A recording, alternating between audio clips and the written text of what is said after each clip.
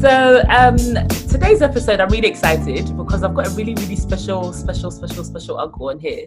I've known Uncle Philip for just over 2 years, and I feel like this should have been the first episode, but I've been chasing Uncle Philip for so long, and this man has people say I'm busy, but Uncle Philip is like non-existent, basically. So we go to the same church, and Uncle Philip is like basically the one who's been pushing me every Sunday to start this podcast. He's the one that pushes me, whenever I'm like, yeah, I'm not doing it, he's like, okay, so can you just hurry up? So please, ladies and gentlemen, a virtual welcome to Uncle Philip. So please tell us a bit about yourself and 3 interesting fun facts about yourself, and then we'll delve into today's topic. Whoa! For a moment, I was wondering who you were talking about. So you did. Yeah. I think we need to call that Uncle Philip. For us people from Ghana, we tend to have quite a few names aside the names that people know. So I was kind of wondering, is this somebody, one of my uncles or my cousins? Yeah, but thank you very much for having me on your podcast. And likewise, you've been an inspiration, because when I love to engage young people, and whenever we have our interactions, there are things that you also say that sort of challenges me, and I think, yeah, that's something that I need to consider, or I may not have considered. So yes, like they say, iron sharpness iron. So it's been good. Yeah. So like you already said, my name is Philip Osei-Hwere. Everybody knows me as Philip. How do I put it? My background is quite varied. I'm from a communications background, so I'm a marketing, communications, PR sort of person. I'm a lover of Jesus Christ, so that's why we bumped into each other in the church environment. And I think I've been in the media marketing space for over 20 years, and I think one of the areas that I specialize in, actually, apart from digital marketing, is also system development and infrastructure. So at some point in my career, being part of Freedom Center International, I just saw the need for the church to sort of up itself and become more professional with what it does. So then, not many years ago, just only 20 years ago, I joined FCI to assist, to build the church in line with what I think God has given, the vision God has given the lead pastor, and also to bring on board my expertise. And I think also to use my passion for helping young people as well to bring on board into the church, to work with the young people in the church. And that's been that. But I run my own agency here in the UK, which is Eagle London Agency. We have been also going since 2004. We have offices in Ghana, here in the UK, in India, with a small office in New York. And obviously what we do is that we help project the importance of diversity and inclusion in communications. And I think in 2004, when we set ourselves up to set up an agency, it was on the back of not seeing a lot of campaigns out there that spoke to people like myself. So we found ourselves having to buy other people's brand, if I can use that word. So I think that's where we got on the scene, to sort of add our voice, to let the brand owners know that there is a bigger market out there as outside the normal ones that they are all used to. And also there was a growing market in the developing market economies, which is Africa, which were looking to consume their products. So we thought that that was a good time to pay attention to such communities. And also, I think for us, the key thing was also to encourage and empower the younger generation to be equipped to get into the creative industry. So that's one of the reasons why we set ourselves up. And thankfully, we've expanded and grown over the years and done quite a number of exciting projects. But that's not why we're here today. We're not here to talk about. It's about you, though. It's about you. But yeah, but that's what we've been involved in. Our tech projects are being used all across the world. In Asia, in the US, in Africa, in Europe, and we keep growing from one territory to the other. And I think, for me, all this that we're doing is just to give an example to our generation, our young people from my background, Black ethnic minority groups, to be able to see that, yes, it's hard and sometimes it's impossible, but with yourself being focused and staying in tune with what you believe in, you will eventually get there. I mean, we're not there yet, but I would say that we are in control of what we do. So that's where I thank God for, and said we're really excited about that. Yeah. Good. Yeah. Good. Okay, so in 3 fun facts about yourself. Whew. Okay, Fun fact about myself. 3 facts, because the fun. Oh gosh. Well, I mean, I like people, and I think that's something that I love to engage people. I love to engage in conversation. I love traveling. I would give up anything just to be out there. When I'm not in the air for little like a month or two, I kind of feel a bit. Oh, so you're struggling right now. you're struggling. Exactly. So I'm really having itchy feet at the moment to get somewhere. But yes, I love traveling, and I also God-fearing. I love God. Yes, I'm really into the things of God. So, and I think that's where I get my inspiration from. So for me, it's fun, it's exciting, and as well, it gives me deeper insights as to the things that I need to do. So yeah. Interesting. Okay. So today we're going to speak about, I mean, you mentioned traveling, so I think it's a bit obvious what we're going to speak about today. But today we're going to speak about holidays and leisure activities, particularly in our community. So I think my first experience, before we even delve in, my first experience when I was in sixth form. So I studied in Loughton for sixth form. And I remember when we were 16 or 17 in year 12, I overheard there were only 8 black girls in our year and 7 black girls in our year. So 15 black people in about a year group of about 170. So the rest of them were, that's what it was. And then when I was in secondary school, I never thought about going anywhere else apart from Ghana. I mean, or America, going to where my family members were, type of thing. I mean, I wanted to visit places, but I never really thought I'd actually do it.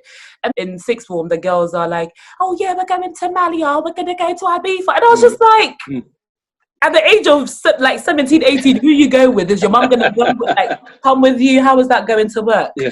But that leads me to, what we're going to speak about today, and the importance of traveling and striving and dreaming to travel. So before we delve into that, what did family look like for you when you were growing up? What did family look like to you? Right. Yeah. I mean, I grew up in Ghana. I would say that I grew up in the traditional family unit, mom, dad, with siblings. I'm the last of 6. So there were a lot of them out there, people to fight with, people to take challenge from, and all that sort of stuff. But yes, I think I grew up from in a professional family, which was a bit of a disadvantage because my parents were quite very much involved in what was going on in the Ghanaian setting. My father was a judge, my mother was an architect. So coming from such a professional background, and obviously with the position of my dad, security was always paramount, which meant that we were very restricted as to the things that we could do on our own because of the settings at the time when we were growing up in Ghana. But I would say that my parents believed in the wider family network.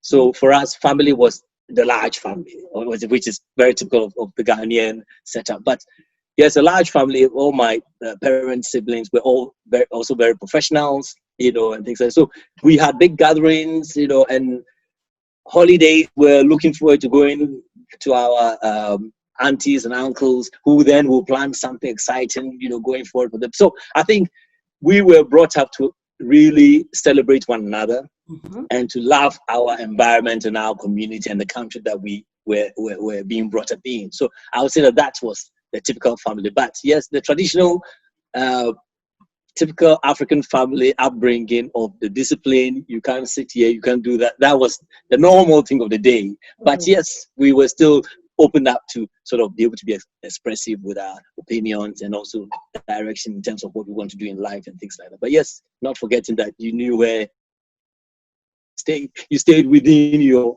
remits. I think that's what I say. Yeah. Okay. Yeah. And so I take it. So did you grow up in Accra, or where did you grow up? What city did you grow up in?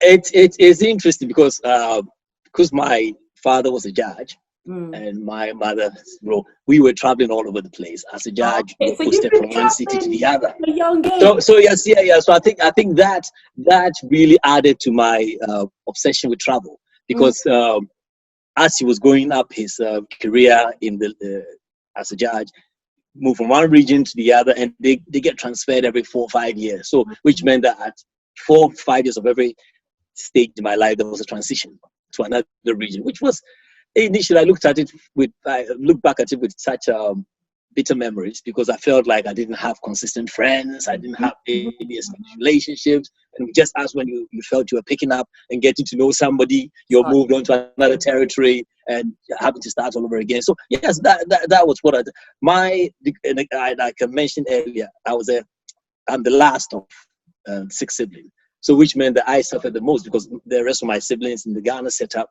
you have the boarding school structure. So they would have moved on to boarding school and had some sort of a stable environment from 1 to 5 or upper 6 or whatever it is. But in my case, I kind of was tagging along with them wherever they went, to a point where I actually ended up going to day school because of security reasons and all that sort of stuff. Yeah, they didn't find it safe for me to be in a boarding school environment and all that. So, yeah, but yeah, so that's probably where the seed for my passion for traveling was sold.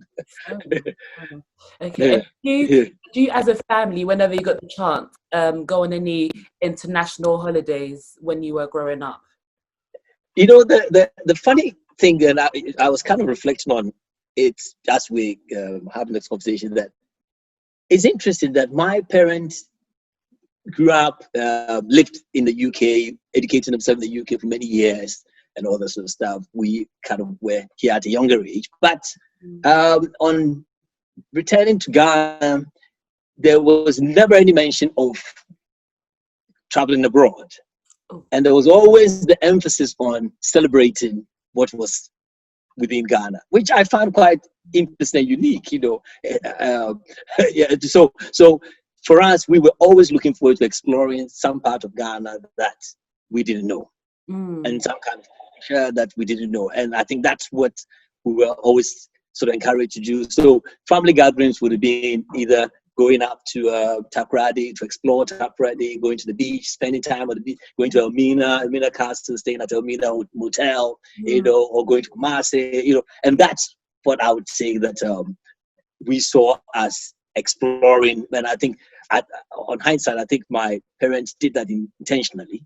Good. It's a good Us move. to Yeah. appreciate the rich culture that we have locally. Yeah. So Yeah. that was it. Yeah. It's very Yeah. interesting you say that because I'm just thinking of even people that live here in the UK. And there's always this saying about tourists knowing a city better than Yeah. the locals knowing the city or whatever it is. Yeah. And there are certain places that, I mean, I think I know about certain places in the UK because my dad. So Yeah. my dad knows every city, every corner in the world. He hasn't been to that many. Yeah. But geography is Yeah. that's my dad's middle name. Right. He's an intellect when Right. it comes to geography and stuff like that. So he knows where everything is. And Yeah. when I used to travel for one of my previous roles, I used to travel a lot around the country. And it's just like seeing all these places that don't happen to come on TV, or you probably see it or spot when you hear the weather, and you're like, what is this? What is this place? What is that all about? Yeah.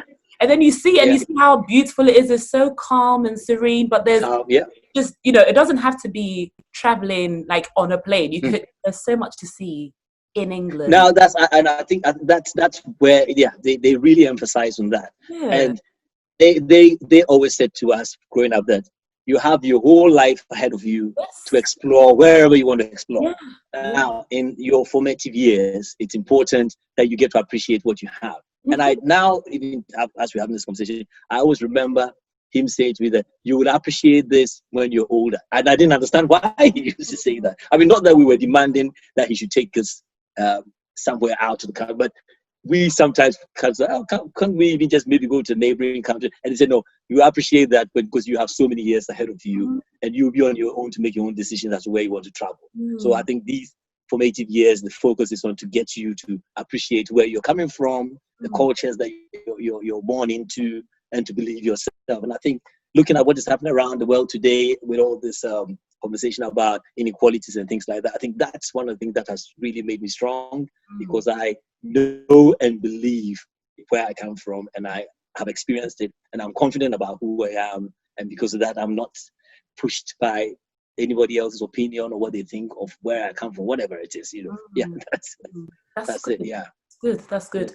Okay, so fast forward to your independence. You've now got enough money to do whatever. You're deciding, I'm not stopping at the border of, I don't know, the border between Ivory Coast and Ghana. No, I'm going out. I'm going. Yeah. Where was the first place you went to? If it wasn't England, what was the first place that you went to? Because England, I feel like I would say right. With independence, I still kind of took baby steps. So yes, even coming into England to study and all that, I also made sure I explored. So I wasn't really just staying in London. And I was probably, contrary to your surprise, I was quite surprised when I was speaking to my colleagues at university, fellow Africans or whatever, who had been born and bred in London, and telling me they hadn't even been to Birmingham or Luton. I'm thinking, hang on a second. I just realized that there were a lot of people that have been born and bred in London who haven't actually traveled outside. Yeah, and I was quite surprised, because I thought to myself, growing up in Ghana, I knew everywhere. Then coming to the UK, I've also gone around everywhere, and I'm speaking to people that I'm hoping they were good at directing us to things I could do, and some haven't even moved from Edmonton to South London. It was for me, it was a culture shock. But then over the years, I kind of understood where these issues were coming from, and I think it's also been one of my drive to sort of encourage people to really open themselves up and explore outside their normal environment. So yeah, that's it. So yes, after I wouldn't say conquering the UK, but after kind of familiarizing myself with the UK, I then also branch out into Europe. Because I always had this mind that traveling is not about money. Traveling is about you wanting to broaden your horizon and also enlighten yourself. So I see traveling more as an educational thing, and probably because of my background as somebody who's into communications, somebody who's into PR marketing, I need to travel to be able to understand the audience that I'm hoping to reach. So I think that probably had always been my underlying thing, and interact with different cultures so I understand their motivations and what influences their activities and all that sort of stuff. So it's been that. So yes, Europe was one area that I kind of thought to explore. Italy, France, trying to explore various parts of Europe. Basically, that's how I looked at it. Yeah. So I mean, one could argue and say, you came from an affluent family. It was all fancy. You had, working parents. Although they didn't take you overseas, they were very much educating you about about Ghana and all the other parts of Ghana, apart from where you live. With regard to like the other people that you met when you came into London that had not ventured out, what do you think was hindering them from actually exploring? What do you think was stopping them? I think yes. Well, obviously, when you look at as the migrant community, so we look at those that moved from outside the UK, came and settled and had children, raised their children here in the UK. It's a bit of a challenge in the sense that you can't blame the parents on one hand, because they're doing the best they can to ensure they make things right for the children they're bringing in this community. But a lot of them really didn't come in to settle. So a lot of them came in either to study and go back, or came over to the UK out of something that had happened beyond their control. So it could have been political reasons, economic reasons. So you actually had people who were living two worlds. And I kind of felt it for the children that were born out of that generation, that they were having to be the third world, if I can use that word, because there was the parents trying to look after their interest in wherever they're coming from, trying to survive in the country where they're in. And then the third thing is trying to look after the children who have come up as a result of their being in this location. So they were having to juggle with so many things at the same time, which I really celebrate them for even how far they've been able to bring. I mean, looking at people like yourself doing so well in our community, being a shining light, it's a great thing, you understand? But we know that our parents didn't have it easy. So where I sort of was saying to them was, don't look at blaming your parents for anything. Especially, I'm talking about the people I met at university, because at university you're your own self. You understand, what we say in Africa, you're left to your right. So I was saying that let's now close that chapter and then now look at you as a person. You understand? And then ask yourself that, how do I broaden my horizon? How do I get, you understand? And I'm sure there are other examples around that you could learn from. So I think that is where because I didn't want to really engage myself in a conversation of laying blame, especially knowing how difficult it is to bring up children in this environment, especially as a migrant. Having to juggle yourself to even understand the educational setup, having to look for 3, 4, 5 jobs to keep food on the table. You understand? Family back home in Africa are also demanding because they think you are abroad and you are in a better state. So it's a juggle between, should I send the money to Kofi Mensah, who's in the farm, or give that money to my child to go on the school trip to France? Then also there was also issue of immigration status. So sometimes traveling wasn't discussed because it wasn't the environment or what was not conducive. Yes, exactly. So you wouldn't even sow that in the child's mind for them to start thinking, my friend Joe Blocks is going to Paris for summer holidays. Can I go with that person? And then parents don't know how to tell the children, you don't even have a passport to travel. So there are all these little undertones that I observed. So I had to be very cautious. Yes, you would say that I've come from a privileged background, but I would say that anybody who comes from their country of origin into an environment like this is come from a privileged background, whether they like it or not, because they come from an environment where they're never looked at differently. They are not prejudiced in any way. They have the right to speak out their mind and feel free to express themselves. And then they come into an environment where you feel like you need permission to express yourself. So considering these two environments, yes, definitely, I was coming from a privileged environment because I have two worlds to look at and make my decision from. So I think, that's what I saw. But I encourage them that let's not lay blame at our past. Let's look at ourselves and understand the importance of broadening our horizon. And I also encourage them to start off by moving from Enfield to Croydon. I don't think you should. Your first priority is jumping on the plane. If you can't, you can't break that barrier of moving just from Tottenham to Surrey, then there's no point. Or even leaving London, going to Birmingham or Luton or Edinburgh, wherever.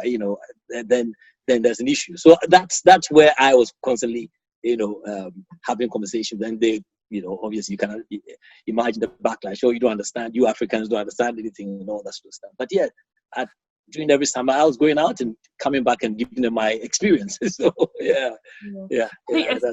I like the point you made about starting from home, because I think there's some element of fear. So because we can't get on a plane now, we can't go anywhere. Like, go to work, come home, go to school, come home. Like, don't do anything, don't go anywhere. And it's such a shame because, I mean, call me ignorant, but last I checked, you don't need a passport to go to Hull. You don't need a passport to go to Leeds from London. That's right, I think there's just that fear, which is, I guess, something that can be discussed in another definitely. But it's really unfortunate. It's really unfortunate that it's hindering people to dream and aspire to do more than they want to. Okay, so next question. Okay, so this one, I think this one already answered this one about the perception of traveling. I think because you had seen so much of Ghana when you were younger, I guess that made you wonder, okay, so I've finished this whole country, all the 10 regions. Well, there are more than 10 regions now, aren't there? But I've seen all the regions, and now I'm ready to see the rest of the world. Okay, so do you ever get frightened or turn off when you hear stories about young people traveling and end up in situations like drug trafficking and stuff like that? Do you ever get worried, as you know? Yes.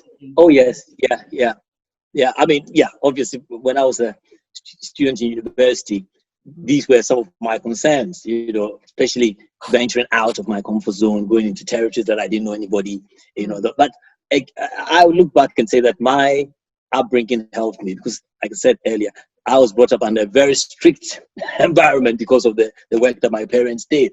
So security was always something that was a priority wherever we went, and we were constantly reminded never carry anybody's bag, don't leave your drinks or food unattended, don't expose flashy stuff when you are out in a place where you don't know, people. Always have conversation with strangers in open areas where there are other people, things like that. So I think these were pointers that always resonate whenever I'm out and abroad.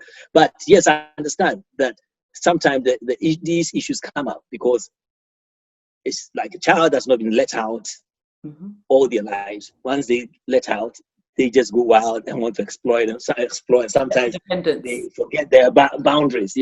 So that's I would take it from there. And I think it's something that I would encourage parents to let their young children know that it's good to travel, just as we say to our children when they're going out to school and wherever it is, how to keep safe, protect themselves. They must always have in mind that we are in a world that is unfortunate, is not safe. So wherever we go, we shouldn't walk in fear, but we just must be cautious in whatever we do. And I think that's what.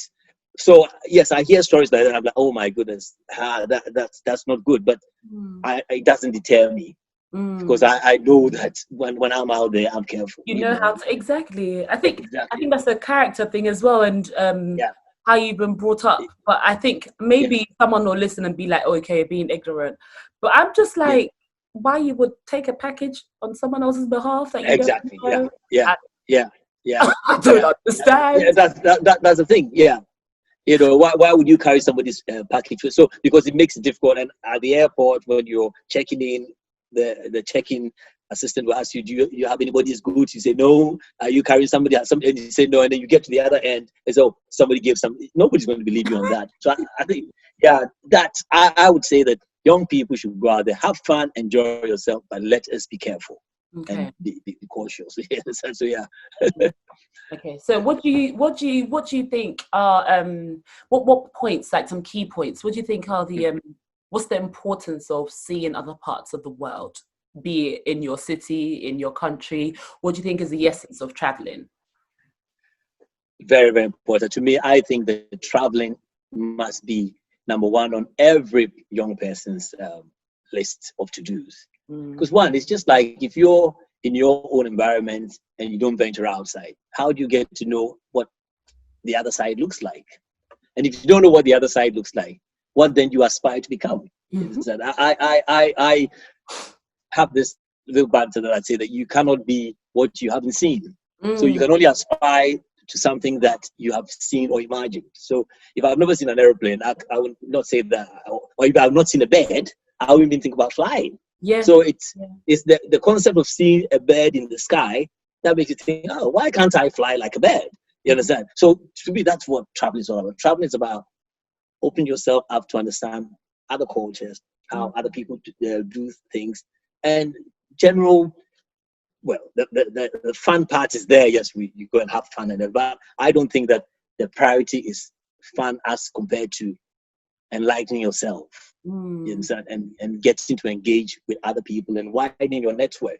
I think widening your network is also very important. We're talking about racial inequalities and all that sort of stuff. A lot of some of these people that propagate this inequality and racism, all that stuff, haven't ventured outside their environment. So they see you as invading into their space rather than celebrating and think, oh my God, these guys come from this territory. I really had a great time when I was in Ghana, I was in Nigeria, whatever it is. But rather, why are they coming here?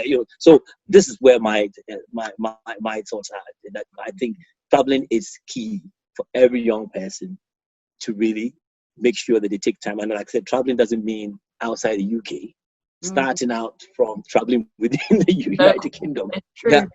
And I say that especially to people from my community, the Black community, that you need to travel outside to experience even how the English people live, how the the English culture. You understand? Because if you're going to go out there and work in a multicultural society, community like in the UK, you need to understand the culture of the other people as well. So it's not about us wanting them to understand us. It's about us understanding their culture. And unfortunately, growing up in Tottenham, going to school in Tottenham, going to church in Tottenham, having all your network in Tottenham doesn't open you up to have understanding of the British culture. I'm sorry. That's so I think taking that step out and going and exploring what the UK has to offer in terms of culture, in terms of the people, in terms of fashion, whatever, goes a long way to even build your self-confidence. Yeah. As a person.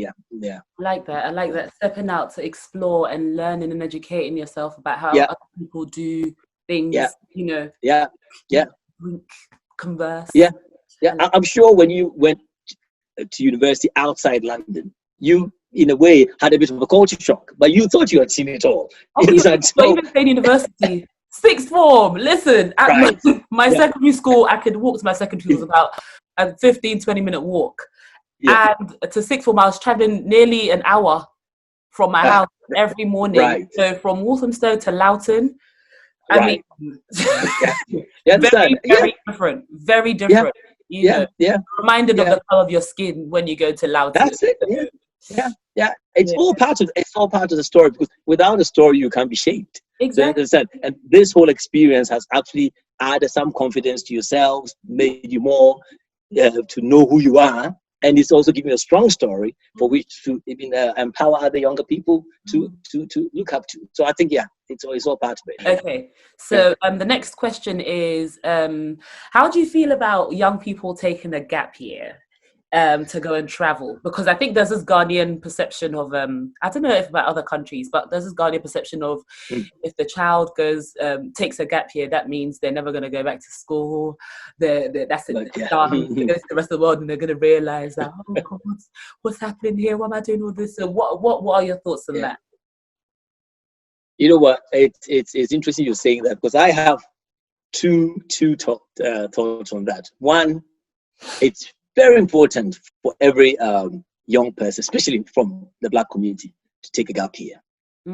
Secondly, they need to take a gap year and go back to wherever they're coming from. So it being the Caribbean or to Africa. I think it's extremely important that every young person takes that gap year to go there. The reason why I say this is that going back into an environment like the Caribbean or to Africa to work in there, I wouldn't even say gap year for holiday, but go in there and volunteer, do something useful. You understand? Don't just go and party and end up on the beach. Yeah, that stuff that can be done. That's fun. You got to do that, but go in and volunteer, because I tell you that once you do that and you come back, you'll never be the same.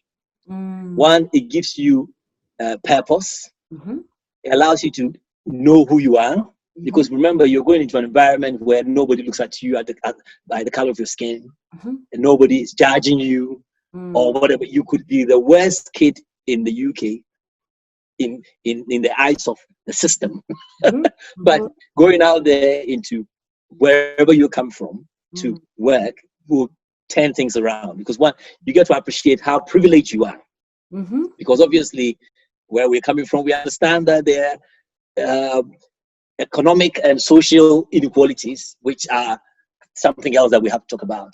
But at least you going in there and even seeing in your little so-called privileged position from wherever you're coming from, how poor background you're coming from, you see the way other people are living, you then begin to appreciate that you need to get your act together and even do better.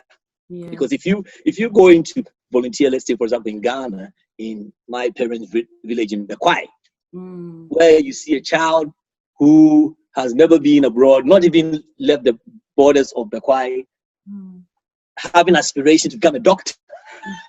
You understand? I mean, while this person comes from a home where there is no doctor, probably the most educated person is the cocoa farmer that owns the cocoa farm. The father probably is a farm laborer. So for this little child to have an aspiration to become a doctor or whatever it is, then it kind of challenges you to say, wow, you're coming from an environment where you're literally being presented with all these things, and yet you don't have an aspiration as to who you want to become in life. You understand? And the act of also giving and bringing hope and joy and whatever laughter into a community that does not have also is quite fulfilling. So I would say that I've noticed there are few people that I've observed, even in church and all that took gap years and went and did volunteer work in Nigeria and all that. And I've been observing them since they came back that their whole outlook in life is completely different.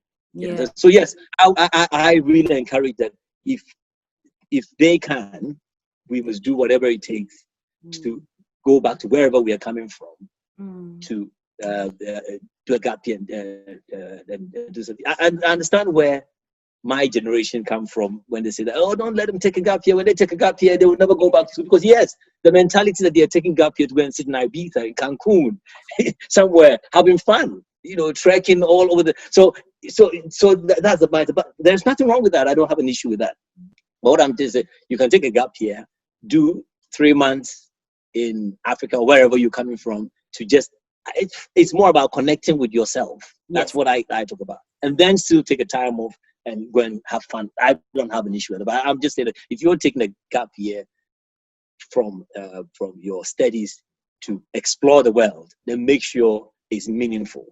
Yes, it's not just something that you can come back and then have nothing to write home about. So yes, that's what. So yeah, definitely, I would encourage anybody that is considering that to really take it serious and go for it. Yeah. Okay. Yeah. And let's see, we need to start wrapping up now. Let's see. What do you think are some of the factors hindering parents from exploring the rest of the world or partaking in leisure activities from our community? Like I mentioned earlier, we need to excuse the parents here because of experience. Because I have seen professionals who I knew in Ghana growing up and the kind of lifestyle that they lived. And I've seen them here in the UK living lives that sometimes I question whether they've ever been to school. You understand? So I would say that the conditions for which they migrated into this environment has kind of taken away their self-worth, purpose, and all that stuff. But we can't hate them for that. You understand? So and that's why I'm rather encouraging the next generation not to pick up the bad experience that the parents had and see it as the norm to carry life on us. You understand? And my challenge is that let your parents' experience be the experience, but now that you understand where you are and you understand what is going on around you, make a better decision that will impact yourself and the next generation, so they don't have to. Because all the time people keep reminding, and I always complain about when I was growing up in London, I only had one shoe. When I was there, I don't want to hear those narratives. Like it's those narratives in the past. They came out of a circumstance that was beyond the control of the people that brought about these situations. So we cannot use those examples to then begin to show as a yardstick. Because growing up in Ghana, I wasn't wearing one shoe. So yes, if my parents have come out here because of political reasons or because of economic reasons or whatever reasons they find themselves here, and I'm now wearing one shoe, that doesn't mean my next generation downwards should all be wearing one shoe. Every generation must strive to be better than the previous. So we shouldn't look at the negatives of our previous generation and use that as a yardstick for moving on to the next generation. That I don't buy that. So Good. Okay. So second to last question. We're going to see if we can answer this in 30 seconds. Where is the country or somewhere that you're yet to visit that you really want to check out, and why? You know what? Half of your time in the plane. I know. You see, thankfully, because of my job and Carol as well also loves traveling. So I think Carol and my job and my passion together means that we are constantly traveling. I mean, we've been to almost every continent in terms of holidays and work, whatever it is. But let's see. I think probably which was a place I was planning of going. I think Thailand. Thailand is a place. It's one place that I'm really looking forward to. Sadly, we're planning to go there this year, and obviously with the current situation, so we've had to put that on hold. But Thailand is It's nice. I'm just thinking about the food. That's why I closed my eyes, because I was just exactly. Yeah, you're right. And it's true, because whenever I go into any new environment, you see, and that's one of the things I also advise, that when you go into a new environment, immerse yourself in that environment. Yes. Don't go with an English mindset or like an English person in China or an English person in Accra or an English person in Johannesburg, whatever. Go in there as a South African, as a Ghanaian, and live the life of the people. I think that's where you appreciate the experience better. Yeah. Other than that, you'll be going into China and still be having fish and chips and English breakfast. And go to France, no merci beaucoup. Oh my Lord, I think honestly, I hate this so much. Okay, exactly. So let's see. In a minute and 40 seconds, parting words for your fellow past generation, and then parting words for your present generation, the people that have just started having their families, and then the passing word for the future generations, those who haven't really had the chance to explore, to dream, to aspire. What would you say to them? Yeah. Well. So to the past generation, I say we applaud you all for a great job done for bringing us where we are today. So we definitely applaud you. Challenge us, the next generation from the past generation, to strive to do more. Let us know that the sky is a limit, even in the midst of impossibility, even in the midst of lack. So let us not allow the circumstance of lack and restrictions to blind us, to make us think that there's no way forward for us as the generation. And I think as my generation, being privileged to even be given the opportunity to rise up in whatever sectors that we are working. Yes, it's been hard, it's been difficult, it's been challenging, but we have stayed focused and we are moving on and we are getting there. I think we need to strive to do more. The sky is the limit. Nobody can restrict us. Not even our own perceptions about ourselves can restrict us. But reflect that we are coming from an environment where we have great opportunities, and also we have strong cultural and historical backgrounds that has charted our course to where we are today. And I think, yes, we have to pass on the torch to the next generation and let them know that the world is open to them now. They should go for it. I mean, now doing business, you don't have to be in China to do business in China. You can literally be in Accra and be controlling things across the world. So I would say that to the new generation, that is upcoming Generation Z, and all terminology that they give them, you have the world to yourself. Don't allow the news to define you. Don't allow organizations to define you. Don't allow your tutors, your education, whatever, to define you.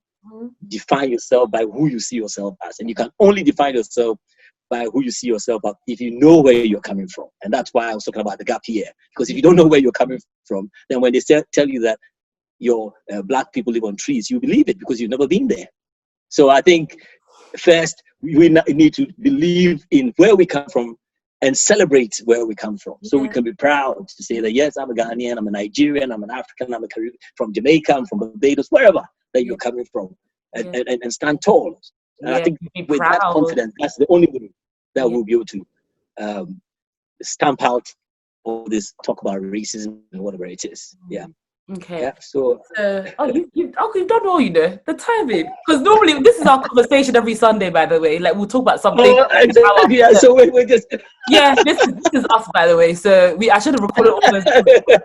Yeah, so it's just that we're replaying our conversation because we're locked down, we can't meet in church. Exactly. So if people want to hear more about your organization and everything else you're doing, keep up with your travels, where can people find you and your organization keep up with you?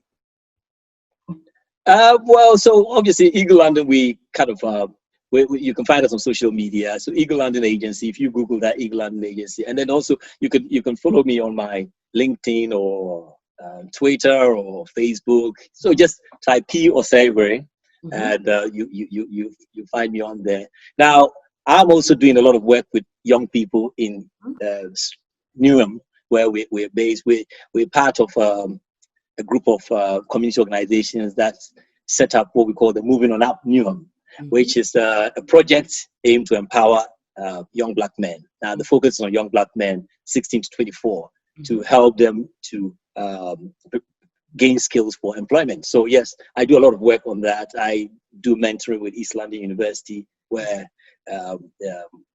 they pass me students for me to help with mentoring. I'm also open if anybody wants to get in touch with me. I want to have a conversation, then I'm always open. I love to share my experience and to share my knowledge with young people, just to empower them, to make them see that they can achieve whatever they want to achieve. So yes, I'm quite online. I'm not very loud online, but I'm there. So, he's very much there. You see him like picture every now and then, like, oh, you're still there. Cool. Exactly. Yeah. Yeah. Oh, Uncle, thank you so much. Honestly, I appreciate thank you too. Time, and I'll put everything in the description anyway. So we'll definitely carry on this conversation as we do always. Yeah. But thank you very much, Equia. You're doing a fantastic job. We're so proud of you for what you're doing, and we'll say that keep it up. Keep doing this. You don't know how much this is impacting other people. And sometimes you produce materials like this, you might not see it having its effect in the short term, but in the long term, you'd then suddenly see people just really gathering around it and making all sort of noise. And you're thinking, but this was done 2-3 years ago. But that's how the media is. And I think it's good what you're doing. These are what I call wholesome information that you're putting out there. It will stand the test of time. It doesn't change because the circumstances that we're facing now are circumstances that we've been through for generations and generations. That we know young people are constantly going to be asking questions like this. So well done on that, and we wish you all the best. And as always, we're here to support you as much as we can. So keep us posted with all your good work. Yeah, and thanks for pushing me always, even though I wanted to give up. Oh God, thank you so much. Uncle. I know. I'd always known that you had that spark, and you only needed for it to be ignited. And and now I've even lost trail. You've gone. You've shot up like a rocket now. Well done. Thank you so much. Yeah, great. Yeah. Right then, you stay safe as well. Yeah, thanks. Yeah, bless you. Yeah, thanks a lot. Thank you. All right. Okay. Yeah, bye.